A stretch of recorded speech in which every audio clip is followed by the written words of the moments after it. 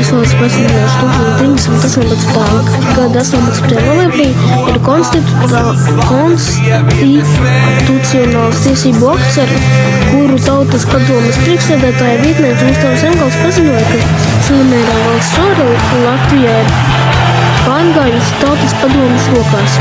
Latvijas valsts pasludināšana 1918. gadā ziedu nolikšana pie brīvības piemiņa 2019. gada 18. novembrī. Pirmajā rindā no kreisās Saeimas priekšsēdētāja I. Mūrniece, valsts prezidents Egīls Levits un ministru prezidents A.K. Kariņš. Karavīru kolonna pie brīvības piemiņa 2016. gada 18. novembrī ziedu nolikšanas ceremonijas laikā Latvijas Nacionālā bruņoto spēku vienību 2012. gada 18. novembrī militārā parāda 11. novembra Krasmalā. Latvijas Republikas proklamēšanas diena ir Latvijas neatkarības pasludināšanas atzīmēšanas diena, kas tiek svinēta 18. novembrī. 11. Krasmala ir vieta, kur cīnījās saucamais Lāčplēs. Tā vismaz man 3046 gājuši bojā, 4085 ievainoti. Latvijas brīvības cīņas, jeb Latvijas neatkarības karš, bija karš pret jaundominātības Latvijas Republikas teritorijā iebrukušo padomju Krievijas karaspēku, kas ievietās cīnās par neatkarīgu un demokrātisku Latvijas Republiku. Cīņas ietvēra dažādos pilsoņu karam raksturīgas epizodes. Kara darbībā sākās drīz pēc Latvijas valsts pasludināšanas 1918. gada 18. novembrī, bet jau līdz ar Latvijas-Krievijas miera līguma noslēgšanu līdz 2020. gada 11. augustā. Latvija, ko pakāpeniski atzina Igaunija, Polijas Otrā republika un Rietumu Antantes sabiedrotiem.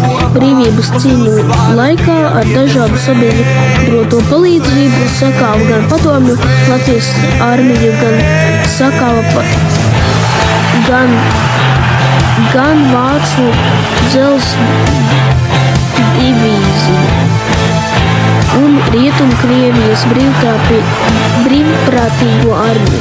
Vietējie vācu-baltieši, kas bija apvienojušies Baltijas landsvērā dažādos kara posmos, atbalstīja Tautas padomes izveidoto pagaidu valdību, gan karoja pret to,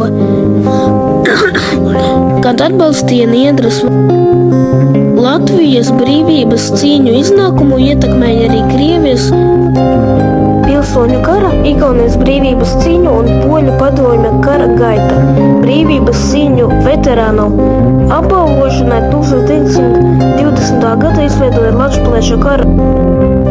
1917. gada Krievijas revolūcija Latvijā noveda pie latviešu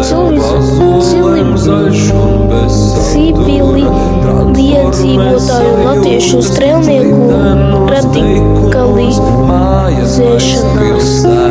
Lielākā strēlnieku daļa atbalstīja bolševikus, kas dominēja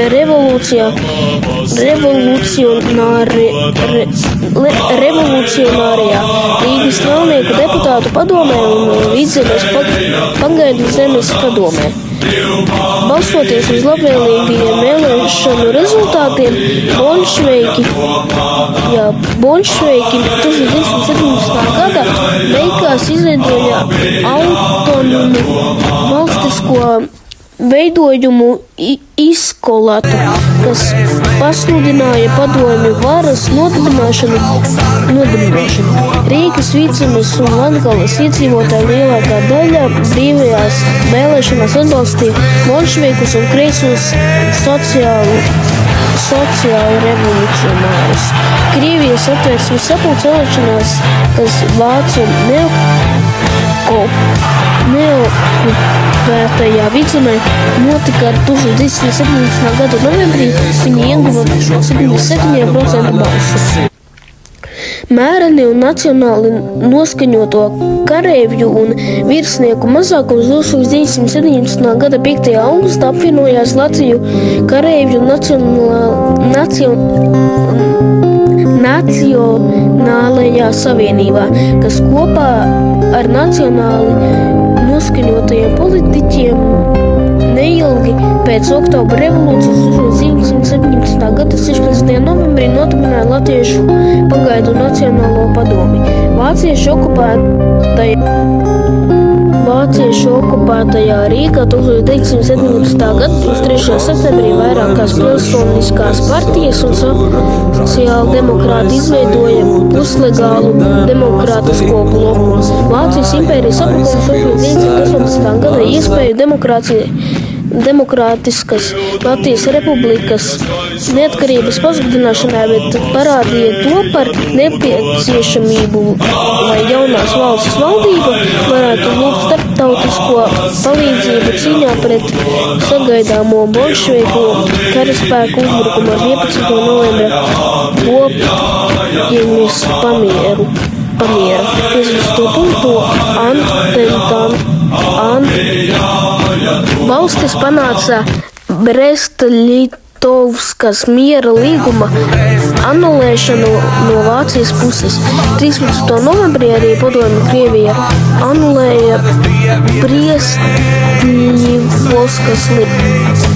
17. novembrī apvienojoties divām latviešu politiskās pārstāvniecības organizētajām Latviešu pagaidu Nacionālajai padomei un demokrātiskajam blokam tika izveidot Latvijas tautas padome, kas 1918. gada 18. novembrī pasludināja Latvijas neatkarību. Sākās Kāļa Ulmaņa pirmās Latvijas pagaidu valdības veidošana. Valdībā sākotnēji nebija apsardzības ministra posteņa, topošās pašaizsardzības vienības paredzot veidot iekšlietu ministrijas pakļautībā. Bolševiku iebrukuma draudu dēļ par pirmo aizsardzības ministra pienākumu izpildīt ar 22. novembrim iecēla pulkvežlainantu Robertu Dambīti. 6. decembrī par apsardzības